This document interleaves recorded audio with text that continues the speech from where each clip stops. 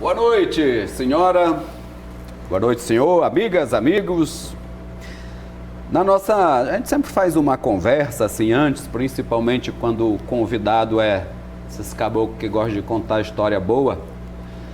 Aí eu vou até mudar a minha abertura e vou falar para vocês de um livro de um escritor muito prezado por mim e por muita gente no mundo inteiro, chamado José Saramago. Ele escreveu um livro chamado... eu digo já para vocês vão já entender. E lá no meio desse livro, ou lá no final, ele conta uma historinha o seguinte, que Cristo estava pregando para uns pessoal lá numa praia, e o pessoal não gostou muito e partiram para cima de Jesus. E Jesus pegou uma canoa e vazou, né? Entrou no anevoado e tá lá, escapando de ser linchado. Aí quando ele olhou para a outra ponta da canoa, tá Deus lá. Aí Jesus fala: ó, Pai, você veio me salvar? Aí Deus diz para ele: não, vim para conversar. Aí ele diz: pois não, vamos conversar. Aí ele diz: não, espera um pouco. Aí eles escutam assim um check, check, check de alguém nadando, né? Aí Jesus diz: o que é, pai? Ele diz: não, tá chegando mais uma pessoa aí para conversa. Aí quando chega o diabo, né? Todo molhado e sobe na canoa, e Jesus olhou: o que é isso, Deus? Aí Deus vai responder, mas o diabo diz: não, pode deixar, que tudo que interessa a Deus interessa ao diabo. Isso vocês podem encontrar num livro chamado O Evangelho segundo Jesus Cristo. E por que eu me lembrei dessa historinha aqui? Porque eu estava avaliando com mais cuidado hoje aquela pesquisa do TIMET, alguma coisa assim, o instituto, que ela diz tudo diferente do que dizem as outras pesquisas. A única coisa que ela diz parecida é que Braille está em primeiro. Aí eu penso, olhando essa pesquisa, que certamente ela interessa a Deus e ao diabo. Quero agradecer hoje imensamente a presença do deputado estadual César Pires, um homem, um dos raros nomes da oposição no Maranhão. Seja bem-vindo, deputado. Que Deus abençoe todos nós. Obrigado. Eu queria cumprimentar, antes de cumprimentar o Clodoaldo, o Felipe, você também, Geraldo. Eu queria dizer que Estigmata, um filme, trata bem essa situação que você está vivendo aí. Em Estigmata, ele mostra para nós que esse evangelho segundo Jesus Cristo, segundo eles, né, o papado romano, evidentemente que não pode ser de outro lugar, ele sempre teve eclipsar ele, justamente por causa das situações, dentre outras, essa de Jesus. Tem uma em que Jesus diz que não precisa ir a igreja ser intermediário dele, nosso ser humano, e do Pai. Mas aí, meu amigo, não podia prosperar uma situação dessa lá do Mar Morto, porque senão esse evangelho de Jesus acabava por vez com a própria igreja, e aí fica difícil. Mas só para complementar a sua riqueza de instrumentalização do início aqui, e fazer um início diferente, evidentemente. Bom, quem agradece sou eu por estar aqui com vocês. Meninos, fiquem à vontade. Felipe, já que a gente já está nesse clima evangélico, já que a gente está discutindo essa... Eu tô para começar a rezar. Vamos aproveitar. Porque falar assim, sobre o duas assunto. capacidades dessas, eu acho que a gente devia ficar nós dois conversando. Papeando entre nós dois e eles deixar eles dois, entendeu? São gentis. Mas vamos aproveitar. Porque aqui na minha língua está tão afiada, rapaz. Tá vamos aproveitar horrível. Esse assunto tão religioso e espirituoso para falar sobre esse projeto que foi aprovado lá na Assembleia Legislativa por unanimidade da deputada Micael Damasceno, que permitiu aí remissão de pena para detentos pela leitura da Bíblia. Eu queria saber a sua opinião, já é um deputado tão experiente, César, e houve muita polêmica nas redes sociais, pessoas falando que o projeto seria inconstitucional, porque levaria em conta apenas uma religião, também porque não seria competência da Assembleia Legislativa. Eu queria ouvir a sua opinião com relação a esse projeto. Olha, a criatividade da deputada Micael é fantástica, ela está dentro do rio dela, da praia dela, do momento dela, trabalhar essa situação religiosa. Mas o que eu tenho a dizer, antes de entrar nessa parte de você ter que permitir não uma, mas todas as outras religiões, não só a Bíblia, mas quem tivesse outro tipo de religião, até para poder atender os ditames da Constituição. Agora, A minha preocupação, sob o ponto de vista pedagógico, por exemplo, eu fiz um projeto de lei para que cada aluno do ensino fundamental lesse um livro por ano e do ensino médio, 2 livros por ano. Mas eu coloquei isso como prova. Interpretação. Não adianta o sujeito pegar aqui e dizer para mim que leu o Evangelho segundo Mateus, segundo Lucas, segundo João, segundo... Mas quem é que vai cobrar a capacidade de discernimento, de interpretação, a visão cognitiva dele para saber se ele entendeu ou não entendeu? Então, ler um livro, o cara pode ficar ali brincando, passando página, pensando no dia seguinte que ele vai roubar, mas ninguém vai cobrar se ele aprendeu ou não. Foi uma das falhas do ponto de vista pedagógico que eu entendi. Quer dizer, dá uma remissão de pena sem uma avaliação.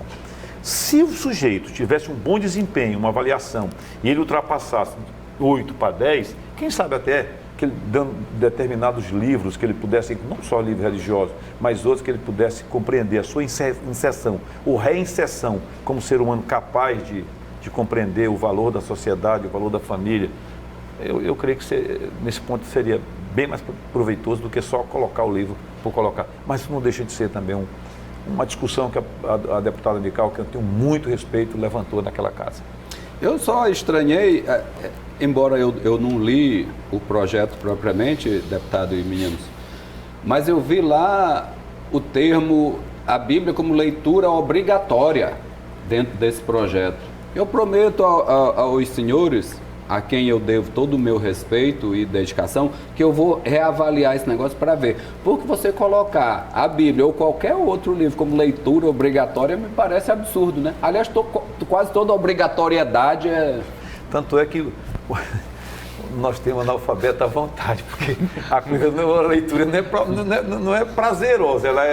Hoje eu faço leitura como prazer, mas eu já levei umas 2 biscas do meu pai, que tinha pouca leitura, mas eu tinha que aprender lá atrás, no tempo que eu morava em Codó. Depois a leitura é prazerosa, até porque eu não tenho a responsabilidade de estar colocando ela em xeque daquilo que eu aprendi. Hoje, a leitura que eu faço com o Google aqui na mão, um lápis e um papel, para me poder compreender determinadas coisas. E há um descompasso, às vezes, entre o que eu leio e o que está no Google. As informações do Wikipédia, qualquer coisa. Mas, de qualquer maneira, é muito mais fácil a gente entender. Eu fui professor e estou me aposentando. Eu não sei se eu teria condição de dar aula hoje do jeito que eu aprendi lá atrás. Já imaginou um cara aqui olhando aqui os últimos textos, fazendo direito e olhando as últimas decisões do STJ, do Supremo, de tudo... E o professor, às vezes, não teve tempo, porque dá aula de manhã, de tarde, de noite, e ele está aqui, à tarde na sala fazendo isso. É preciso a gente repensar. Mas, de qualquer forma, o professor tem que estar mais capacitado hoje do que nos antânios da vida para ministrar aula. Mas então, deputado, antes da gente entrar aqui, eu recebi um monte de mensagem, que eu sempre, ali nas redes, eu sempre informo, né? Nós temos muitos seguidores, pessoas que nos propõem pauta, não é isso? É impressionante como as pessoas debatem. Depois, quando nós colocamos o programa também, né, depois que eles assistirem, tem umas 3 pessoas aqui, inclusive 2 advogados, colocaram que indicasse ao senhor, né, 2 coisas. Uma, já que a Bíblia já está resolvida como um livro que vai salvar e diminuir as penas, né, mas que o senhor discutisse na Assembleia a questão da cruz estar no plenário, né, porque tem religiões que não utilizam e as pessoas pagam imposto, pagam o salário dos deputados. E a outra é do pessoal aqui da Umbanda, né, que está perguntando se o senhor não gostaria de apresentar um projeto para colocar um símbolo afro no plenário da Assembleia Legislativa do Maranhão, porque se entende que 70%, mais 70% da população do Maranhão já está negra, mestiça. O que o senhor me diria sobre isso, deputado? já que a deputada Mical, que o senhor foi muito gentil, né, colocou que ela está nas águas, que ela sabe nadar, né? O senhor acha necessário realmente um projeto de lei desse com tanta dor, com tanta pandemia, com tanta miséria que a gente vive, deputado? Tudo olha, a falência do sistema, os deputados ao longo do tempo desses meus mandatos, dessa minha vida parlamentar, Nós estamos tão engessados que a pandemia favoreceu alguma coisa. Favoreceu o quê? O próprio governo, ele deixou passar o período, né, que permite 15 dias ininterruptos, 15 dias úteis, excluído aí os feriados sábado e domingo, e passado, que ele não sancionou, o que aconteceu? Vem a promulgação. E eu digo para você que grande parte daquelas leis que nós fizemos ali, elas são inconstitucionais. Mas a Assembleia produziu tanto que era o momento dela, talvez ela tenha produzido muito mais do que presencial. E com o beneplácito do governo que fez vista grossa. Eu tenho que entender isso. A gente não pode ser míope a ponto de não enxergar essa coisa. A questão da cruz, eu acho que é porque lá atrás, quando nós construímos todo o Brasil era muito católico. O protestantismo está com 100 anos. Do mesmo jeito que era escolhido professor, quando a situação protestante veio para o Brasil, você escolhia pastor a laço. Por isso que a grande parte dos pastores ainda não tiveram, não tem formação. Outra parte tem, antropológica, sociológica, filosófica, teológica. Mas a maior parte deles grita, só sabe gritar. Mas conteúdo, eu, por exemplo, não assisto. Sou religioso, não falo. Você viu quando eu iniciei, eu agradeço a Deus. Mas ou o pastor ou o padre tem conteúdo para discutir, ou vai pregar com conteúdo, ou eu deixo para lá. Mas aí aquele simbologia da cruz, eu acho que foi muito mais pelo catolicismo, a religião que eu sou também. Quanto ao aspecto legal, constitucional, não devia ter símbolo nenhum. Porque é vedada a possibilidade disso se nós respeitarmos a Constituição. Mas a fé, ela não tem ciência, ela não tem limite do pensar. Tanto é que quando você está discutindo com uma pessoa que diz assim, e aí, como é que foi o Espírito Santo? Ela diz, é minha fé. Aí tu vai discutir o quê? Que eu também tenho fé. Só que eu tenho fé com a base, com laço de conteúdo, com cientificidade. Eu questiono.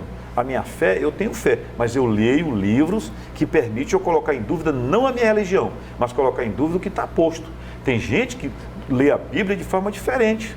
Eu leio a Bíblia também de forma diferente, mas assentado em literaturas que me permitem uma interpretação e juízo de valores maiores do que aquele que a gente vê simplesmente pelo caminho da fé, mas pelo caminho da cientificidade também. Bom, eu só quero acrescentar uma coisa aqui, é que o projeto não, que a lei que diminui a pena da população carcerária através da leitura, ela já existia há muito tempo, ela já é executada. Esse projeto apenas coloca, se eu não me engano, eu já disse aqui que eu não li o projeto, a Bíblia como uma das leituras obrigatórias. Eu vou verificar isso. Enfim, o Brasil é o país do paradoxo. Inclusive o paradoxo de Fermi, que é aquele que diz, se eles existem, aonde estão? Com essa a gente faz uma paradinha e volta já já.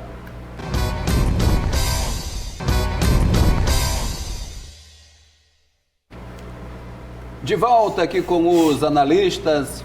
Hoje recebemos o deputado César Pires e estamos aqui no meio de uma conversa aqui dos bastidores da Assembleia e suas assessorias. Deputado, e a eleição? Quando é que vai começar esse debate, enfim? Porque agora a gente só fica vendo essas pesquisas que patinam, que nem caminhão com o pneu careca naquele barro vermelho lá de minha terra. Geraldo, lá em Codó tinha uma usina de arroz e aquela palha ficava, naquela época, não tinha essas preocupações sanitárias que nós temos hoje, meio ambiente e tudo. E você passava assim, a máquina estava pilando, mas eles, habilmente, o pessoal, porque não botava fogo embaixo da palha e depois jogava folha. Jogava aquelas palhas de arroz. E quando a criança ia brincar nela, era um perigo queimava. isso. Muito menos pessoas eu vi passando queimada para o hospital. Vi muito isso em Santo Inês. Não tinha moto, o carro era mais difícil, daí que passava era com o menino gritando, né? Porque era uma ladeira para chegar para Samec lá em cima, no Codó. Então a política ela é assim também. Ela tá, aparentemente, você está vendo aqui que não tem nada, por debaixo do pano estão se matando a quem tem pretensão, né? E o cenário está montado. Vou começar por essas pesquisas. Eu acho que o TCE, eu acho que o TRE, eu acho que os órgãos não podiam permitir essas brincadeiras que tem todo dia. E o próprio dono das pesquisas também, se ele viver do símbolo da sua marca, eu não me permito como político fazer. Tanto é que eu permaneço com os mesmos princípios éticos, morais e de lado partidário que ao longo de toda a minha vida pública. Eu não fico tergiversando, fazendo graça, tentando me valorizar para me vender, não. Meu papel, minhas convicções são essa daqui. Até porque eu não acredito que a política mudou tanto. Porque a política, qual é o insumo da política? É o povo. Eu não creio que essa mudança comportamental que a gente vai no interior tenha mudado tanto para se dizer que a política mudou. A pedilância continua do mesmo jeito, a forma de aquinhoar continua do mesmo jeito. Se você mudasse nos outsiders da vida, mas outsiders serve para Bolsonaro, para Trump, para deputado estadual, para deputado federal e para vereador e prefeito, pode esquecer. Ainda continua na política do mesmo jeito. Tanto é que essas coisas pequenas, tacanha, que você vê todo dia aí de pesquisa, devia ter uma punição pelos órgãos fiscalizadores, pelo Tribunal de Contas, abstraído pelo Ministério Público, abstraído que você provoque ou não, isso está aí. Se eu compartilho uma coisa que eles acham que é inverídica, eu posso ser punido. Agora, influenciar toda uma massa de povo não é punida? Devia punir o órgão. Ele tem que ser, a hora que um punir, dois punirem, que começar a levar multa gigantesca, que comprometa a vida dele, muda o comportamento. Mas eu vejo aí, parece assim que você tem duas receitas de bolo diferentes, com o mesmo insumo, totalmente equivocado. O sujeito baixa o sujeito faz 2 comícios e sai de 1 para 6, nada contra ninguém. Só estou dizendo que eu não compreendo, eu também ando na rua, né? Não vejo assim não, eu acho que estão brincando. Agora o povo devia reagir a essa brincadeira e também tomar uma atitude, não deixar só que os órgãos, mas o povo também tem que tomar, ver que grande parte disso. Aí quando você vai fazer o jornalismo sério, quando você vai fazer uma pesquisa séria, você é degradado, vamos dizer assim, por conta daqueles que fazem brincadeira com coisa pública, né? Porque isso é um método de influenciar, isso está errado, por isso que eu digo, a política eu não vi muita mudança não, viu, esses anos todinho não. Então, eu aprecio muito entrevistar o deputado exatamente pela forma direta, né, e honesta em que ele coloca todos os fenômenos criados por interesses. Me permita, deputado, de ir para 22 e vir para 20, para nós fazermos uma leitura. Ontem mesmo nós fizemos aqui uma análise mostrando que se o Flávio Dino não entrar nessa campanha, porque eles estão agora dando a declaração para o Jornal Imparcial, para a imprensa, dizendo que não, só segundo turno. É uma reafirmação desnecessária, na minha opinião, como estrategista político. Mas cada um sabe onde dói o calo. A pressão deve estar muito grande, né? O jogo está muito grande. Mas o jogo não é 20, né? O jogo me parece que é 22. E me parece, é impressionante, mas todas as pessoas que eu converso no meio político, as pessoas lúcidas como o senhor, eles colocam a preocupação não é com o Everton, não é com o Brandão. A preocupação é do Everton e do Brandão com a Rosiana, caso o grupo não ganhe a eleição nas principais cidades. Como o senhor, que é vamos dizer assim, um calculista eleitoral dos mais apurados, né, e mais refinados, como que o senhor observa isso? Olha, veja bem o seguinte, o nosso grupo, as migalhas do nosso grupo, nós não temos mais grupo político. Tanto é, só para você poder compreender, Felipe, quem é o líder, o Bolsonaro está crescendo. Quem é um líder de Bolsonaro? Nós da oposição não temos outro caminho a não ser Bolsonaro. Porque aqui está lotado o carro. Está cheio, já botaram a água. Sabe aquele negócio do copo que bota as pedras, bota não sei o quê, depois bota água? Já botaram a água. Não cabe mais. Mexer, né? Não dá nem para mexer. A gente tem que ter consciência disso. Está aí o PMDB fazendo esse jogo todo e, né, pelo menos hoje acabou o sonho. Isso é Clodoaldo que vai perguntar para o senhor. Estou entendendo. Esperando a hora para do poder MDB. ver aí. Está aqui, o pau. Depois você vê, nós não temos.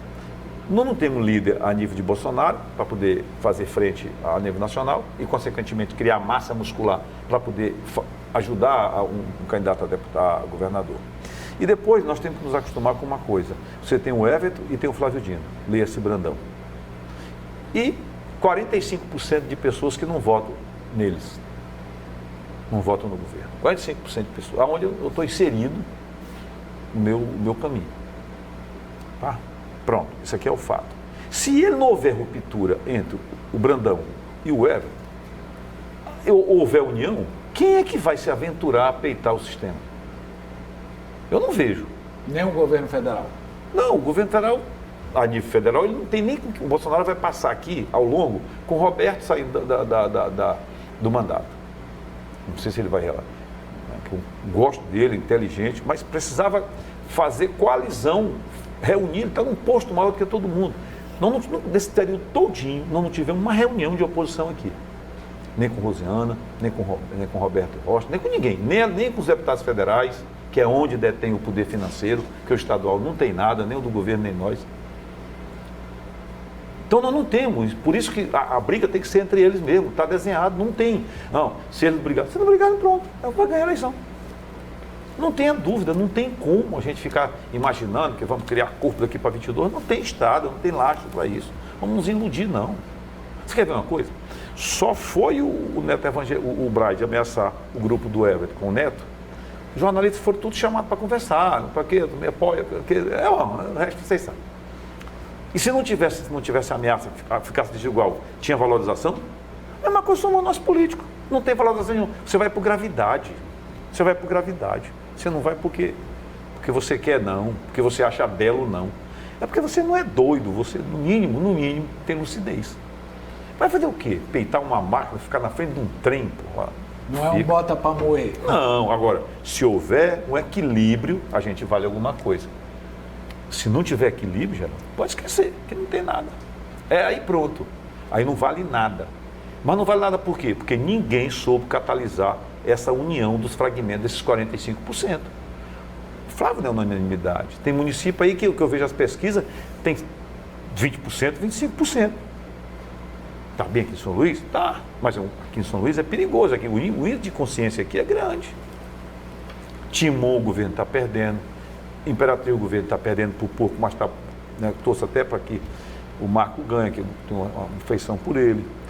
Caxias permanece desde que está, o governo perde com o PCdoB.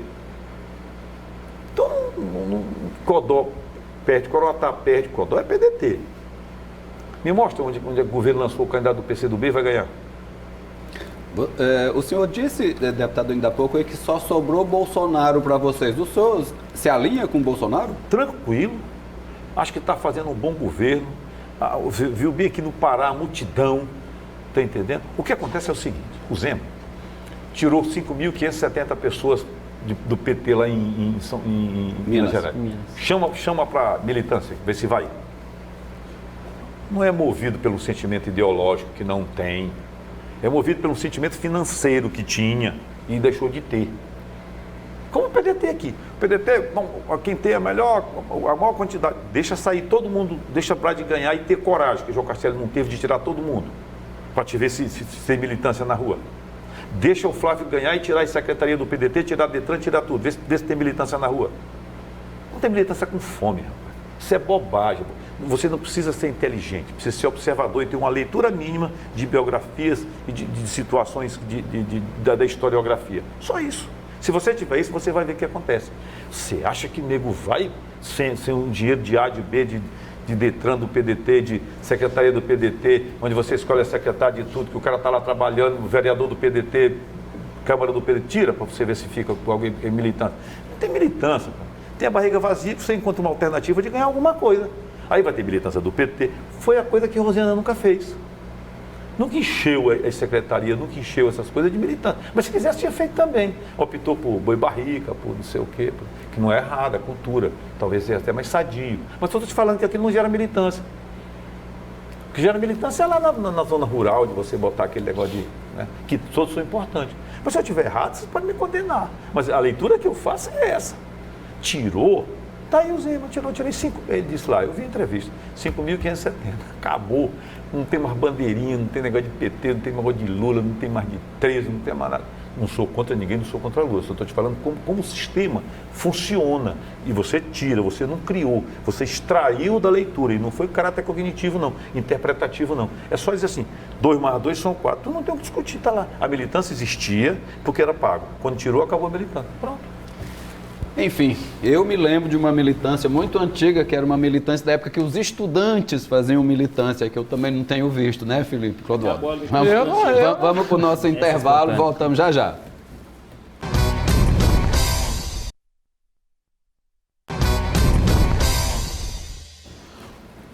De volta com os analistas. Eu amo muito fazer esse programa.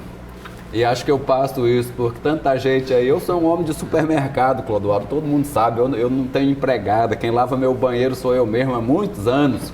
Eu tenho um outro discernimento da vida. Mas, enfim, por isso que eu rio.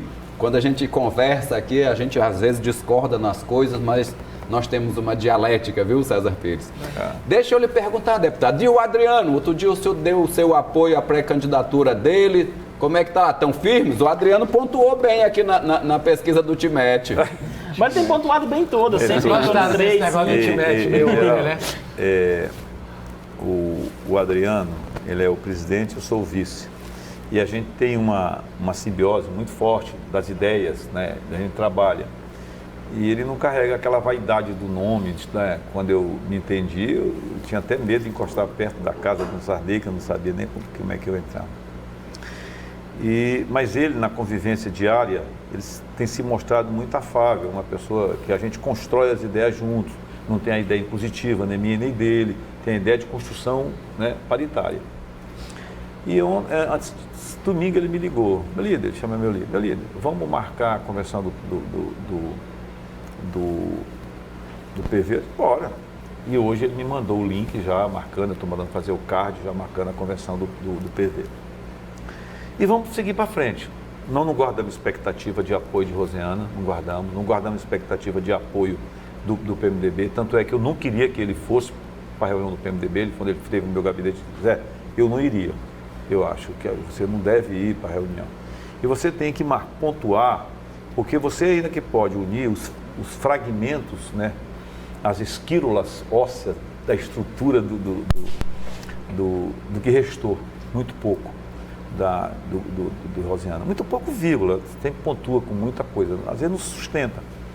É muito volátil essa situação, porque aí vem a máquina e a gente não tem a resposta para poder combater e as coisas fluem com muita naturalidade a favor dos outros.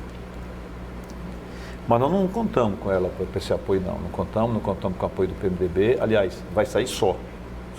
Eu, por mim, e nós vamos fazer uma avaliação quarta-feira, e eu estou dizendo isso aqui em Avant Première, nós vamos fazer uma avaliação se nós três, simbolicamente, não é que tenha voto, mas nós, quando um prefeito reúne com um vereador, ele festeja a Bíblia lá com Mateus ou Lucas, parece que às vezes tem 100 ovelhas e estão todas 99 juntinhas e umas fogem e o pastor encontra.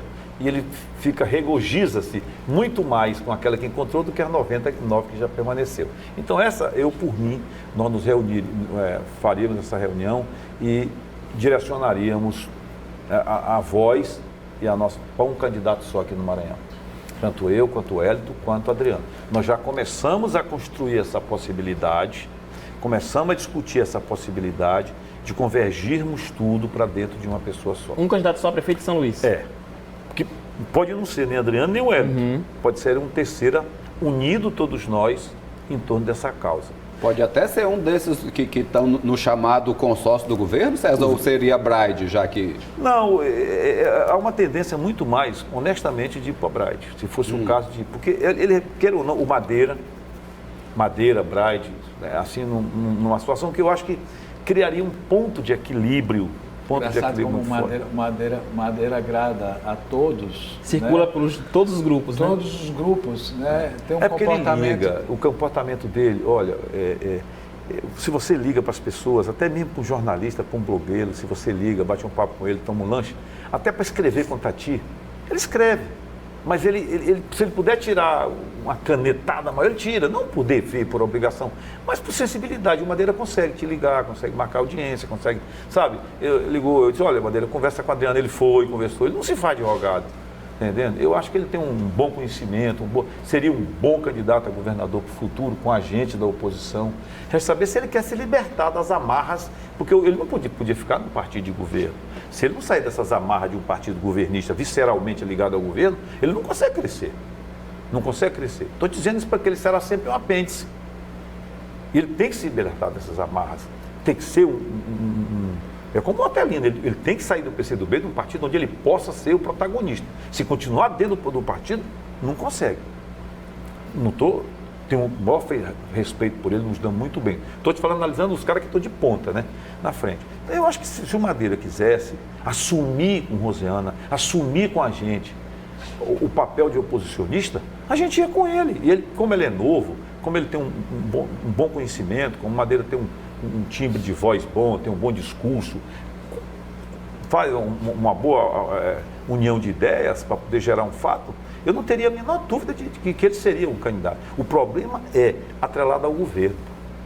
Faz parte do consórcio, porque o partido faz parte do consórcio. Não tem como. Você acha que o Simplício não faz parte do projeto? Os outros deputados estaduais vinculados a ele? Faz, Geraldo? Faz. Então eu não estou aqui tentando descobrir a roda de Rosetá, não. Eu estou apenas mostrando os fatos diante disso para poder fazer. Agora, eu, por mim, nós íamos um candidato só. Mas como eu não sou detentor desses votos, mas se você somar mesmo nas pesquisas mais rígidas, 10 do L, 4, são 40%, mais os que não votam, nós poderíamos resolver a situação. Poderíamos resolver a situação. E eu não tenho apego nenhum de fazer isso, mas meu candidato é o Adriano. Por quê? Porque é do meu partido, sou vice-presidente do partido, participei da construção dele, participei da decisão dele, incentivei ele. Eu abandonar agora é um mau caráter. Eu trairia toda uma historiografia minha que eu não quero. Eu só tive um lado até hoje. Como o meu lado se acabou, eu fiquei neutro. Vamos embora brincar aqui de bloqueio e compartilha agora. Você não soube me amar. Você não soube me amar. Oh, baby, não. Lembra como é, né, César, nossa brincadeirinha? Lembro. Bota o primeiro aí, meninos. Aí, ó, esse aí é o pai do candidato, seu colega, já foi seu colega de parlamento, Rubens Pereira, o pai do pré-candidato Rubinho. Bloqueio ou compartilho, Rubão? Eu compartilho, pela amizade que eu tenho por ele, pelo carinho que eu tenho. Olha, vou contar um fato pitoresco em relação a isso. Vocês são da mesma região, inclusive. Eu estava no hotel e o Rubem Júnior ganhou, e a sogra dele era juíza, parece, né? A avó. A avó, né? Pois é, a avó do Rubinho. E ela disse assim, eu quero que você eu quero que você se espelhe no César Pires. Lá no Hotel Praia Isso Maria. É verdade. Aí Essa história é verdade. Né, aí Isso é verdade. eu seria muito delicado. Eu gosto dele, eu tenho respeito por ele. Segundo. Mais um colega de parlamento aí, o homem do PMDB, Roberto Costa. Bloqueio ou compartilha esse? Compartilho também. O Roberto,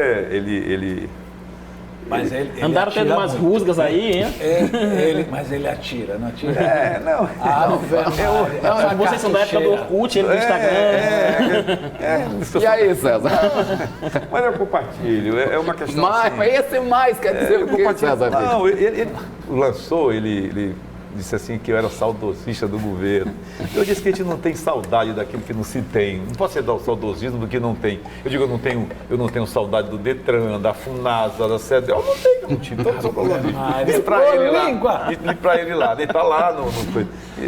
Mas eu compartilho. O Roberto é uma pessoa muito impetuosa, muito... Ainda está no movimento estudantil ou cresceu, amadureceu? Não, cresceu, amadureceu, ele é um bom rapaz, eu gosto dele. É porque o que acontece? O Roberto quer entrar num cenário de todo jeito. Já perdeu um, que é o Senado do PCdoB. Isso eu sabia. O CDB não quer. Porque tem a catinga nossa Do sarnezismo. Sarnezismo. Não tem. O Zé carrega aquilo, mas nós temos nossas dificuldades também. Ele tentou limpar essa dificuldade, essa é a verdade. Não conseguiu. Eu admiro ele, acho que ele é um fino. Essa nhaca que você chama aí é o que causa aquela resistência tão grande ao nome de Adriano, né? Não é nada a ver, simpaticíssimo. Foi uma ótima entrevista aqui de Adriano dos Pré. Olha. Esse terceiro nome aí, quase que foi inviabilizado aqui na última fala do César Pires. Mas eu vou botar assim mesmo. Bota aí, meu filho, o terceiro. Tá aí, ó. Eu não sabia que você ia falar o que você falou, César, mas tá aí o Carlos Madeira. Bloqueio ou compartilha? Compartilho. Eu tenho uma afeição por ele, uma afinidade por ele, um respeito por ele. Acho que ele merece. Ele é aquilo que eu disse. Madeira tem toda uma qualidade, mas ou sai das hostes palacianas e divide de porta e travessa, porque deram o partido, mas não deram nada mais para ele, mostrando que ele não está dentro do projeto político, mas mesmo assim eu tiro, porque é um bom cidadão, excelente cidadão. Pronto. Para finalizar, vamos ver quem tem aí. Cadê o último? Aí o deputado Márcio Gerri, César Pires, você bloqueia ou compartilha esse? Compartilho, ele faz o papel dele, né? Tu é muito educado, César Eu pensei Pires. que seria muito bloqueio, nem esse foi bloqueio. Mas, Felipe, mas ele tá falando tão bonitinho, ele tá compartilhando, mas ele tem um esse negócio de mar... camisa azul, eu uso camisa azul e mastigo também, pelo amor de Deus. Vamos ver, quero ver, César, vamos ver. Não, o Compartilha, Márcio. O Márcio não consegue ser um grande deputado. Você viu que ele saiu daqui, ele tem uma boa relação com o Flávio, mas ele não conseguiu ser um bom deputado federal. Ele não conseguiu vender aquilo que ele diz ter aqui. Lá fora, ele conseguiu ficar um deputado apagadérrimo. Então ele foi mais votado porque o Rubem Júnior não estava mais lá? Por todo um conjunto de situação que eu acho que ele foi bem votado, né? O apoio do Flávio você carrega na maleta dele, você dá prioridade ao governador que está sentado, bem avaliado, com perspectiva grande. Muitos políticos vão se oferecer, vereadores, prefeitos, tudo, cara, vota no fulano. Mas ele não tem ajudado nem os prefeitos dele, ele tem dado emenda, não. Tem sido um péssimo deputado, mas eu tiro como cidadão. Mas compartilha. Compartilho. César Pires, quero lhe agradecer, é sempre muito proveitoso e muito prazeroso conversar com você. Esta tribuna está aberta para pessoas que gostam do debate, com inteligência e com respeito como você. Muito obrigado. Obrigado também. Quero agradecer a você, Geraldo, ao Clodoaldo, ao Felipe, ao pessoal da assistência toda, e dizer que a vida de um político da oposição, eu queria que o povo compreendesse que quando é assim, precisou, o MCE, não estão pagando 40%, não estão pagando o pessoal. Médicos, não recebeu maio, não recebeu junho, não está recebendo agosto. A gente briga, recebe maio. Mas na hora que neutraliza tudo, a oposição parece que perde o sentido. Eu queria cobrar da sociedade, incentivar a sociedade e lembrar Paulo Freire. Ninguém conscientiza ninguém, nós damos elemento de conscientização. E esse elemento eu estou dando. Eu estou dando o meu exemplo, do meu sacrifício, para que o povo consiga compreender que o insumo da mudança é o voto. E esse voto é seu. Toquemos o Maranhão para frente. E obrigado para vocês. Felipe. Eu estava esperando a pergunta do Clodoaldo, até porque ele estava fiadíssimo. Ela foi respondida logo quando ele falou sobre a articulação e sobre essa nova conjuntura de candidatura única. Eu sei que aí nessa saliva ainda tinha um pouquinho mais de sangue. Tinha. Olha, eu quero só registrar aqui que interlocutores, né, ontem me trouxeram que Rosiana pode até não votar em Adriano, né, pelas sequelas familiares que tem e tal, mas o avô já avisou que vota no neto. Tenho certeza disso. Ele gosta muito do Adriano, né? Ele é um grande incentivador. Exatamente. É um grande incentivador e vota nele. E eu brinquei o aqui. Fernando vota nele. Vota nele. Foi o que a Adriano me disse, Fernando. O vô eu vi. Ouvi, aliás. Rosiana, mas tu quer saber de uma coisa? Tu viu as provocações que eu fiz? Quem tem que justificar para a sociedade que não vota nele, não é ele não que não recebe o voto. Ela que tem que justificar que pela primeira vez um Sarney abandona um sangue. Olha, se eu pudesse fazer mais uma pergunta dessa, por que Rosiana não vota no sobrinho, né? Não sei, eu não duvido ainda se não vota. O voto, Rosiana está sendo um instrumento de uso. O que o PMDB tem? O PMDB tem tempo de partido e os votos de Rosiana. Fora disso, ele não tem nada. E 2 deputados federais. Porque deputado estadual e nada no Maranhão é nada. É um cargo extinto a pagar. O Maranhão é sério, eu já disse isso na tribuna. Porque não resolve. Me diga o que resolve. Quem é que tem coragem de enfrentar o governo até para nossas emendas impositivas? Clodoaldo, seu encerramento. Não, era só isso. Agradecer o deputado César Pires. É muito bom que tenha oposição. Eu espero que não seja, como ele disse, esfacelada, né? Que a oposição se reaglutine e possa fazer o seu papel. É importantíssimo ter oposição no Maranhão. Bom, eu acho que depois dessa do Paulo Freire que César já deixou para vocês, que o deputado César Pires deixou para vocês, eu só quero reiterar isso, que a gente se esforça muito para levar elementos para a nossa comunidade, o nosso povo, nossos concidadãos, para levar elementos que nos ajude a todos nós a fazer as melhores escolhas possíveis, porque a nossa comunidade definha. Mas vencemos mais uma semana, a coragem está no seu nível máximo e a vontade de fazer está junto. Bom fim de semana, cuidem dos idosos, cuidem das crianças, respeite sua mulher, cuide do seu esposo e segunda-feira estaremos aqui com todo o luxo que nos cabe. Grande abraço a todos e até lá. Que eu não tenho culpa, mas que eu tenho poder. esperar.